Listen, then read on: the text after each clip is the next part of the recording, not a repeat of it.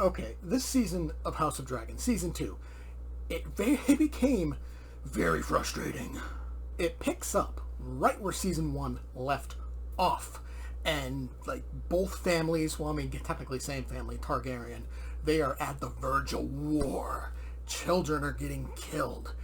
Places are being taken over. Just shit is going down. And the first couple episodes, it's like, ooh, yes, this is gonna be good. But then as the season continues, it's just talking and talking and talking and talking and talking and talking and talking and talking and talking and talking. Like there's so much talking. It's just talking and planning like the entire season. There are a few moments of like excitement. Like there's one where one side of the Targaryens are trying to take over like this land, this castle, and in comes a dragon and multiple dragons, and like shit hits the fan, and it's like whoa, like that was exciting. But that's it. Like to no surprise, the show is beautiful. Like the cinematography is fantastic. The settings, the set pieces are gorgeous, and the acting is great. Emma Darcy, Matt Smith, Olivia Cook, everybody is great. But it doesn't save a season that's just talking. And though at the same time, even though everybody played their role great, characters flip-flop all over the place. Like Matt Smith, Daemon Targaryen.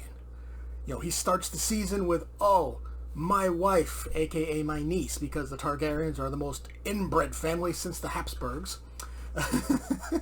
Or maybe the Habsburgs are the most inbred since the Targaryens, because I think technically sort of the Targaryens would have came first. But whatever. And it's like, oh, you're my queen, but then he goes off to recruit an army, and he ends up and be like, you know what? I'm king. Nope, king. Not king regent, not the queen's fuck buddy. I am king. And he plans to overthrow Rhaenyra. And when Rhaenyra hears about it, she shows up, gets in his face, calls him out on his shit, and it's like, oh, nope, never happened. Nope, he bends the knee, and the entire army bends the knee. It's like, what? Have some balls. Matt Smith plays it very well. He's so good at being like an egotistical prick. Like, he's so good. But it's like, come on. And then there's Olivia Cook. You know, this whole thing pretty much started because of her. We are on the verge of war because of what she did and everything she set into motion. And by the end of the season, she's like, oh, I'm going to take my one good kid and I'm going to run. Okay? But then, literally, seconds later, it's like, oh, hey, I'm going to open the gates for you, Rhaenyra, so you can just sit on the throne. It's like, well, what are you going to do? Are you going to run away? Or are you going to open the gates for her? It's like, make up your mind. And as the final episode is just going, this is, of course, more talking and talking and talking and talking and talking and talking and talking and talking. And at one point, it's like the armies start marching. And it's like, ooh, yes, here we go. Finally. Then, cut to black. End of season.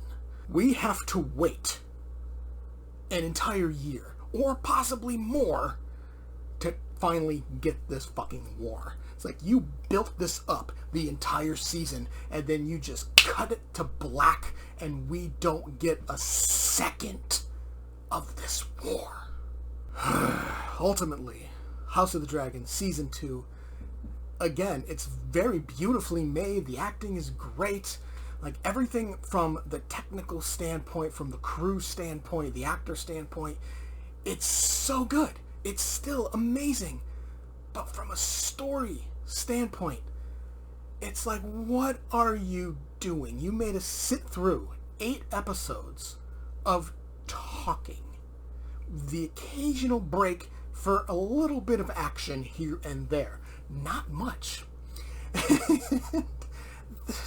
It's like, what? It's like, come on.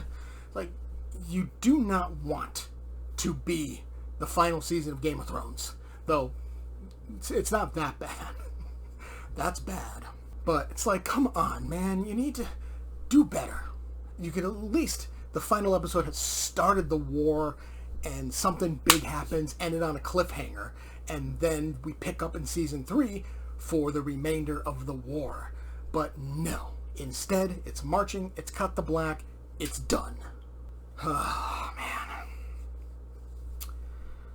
You know, the season started out so promising, and then it just went... At least in terms of the story. I give House of the Dragon Season 2... only because it's so incredibly well made and acted, I'm going to give it a C.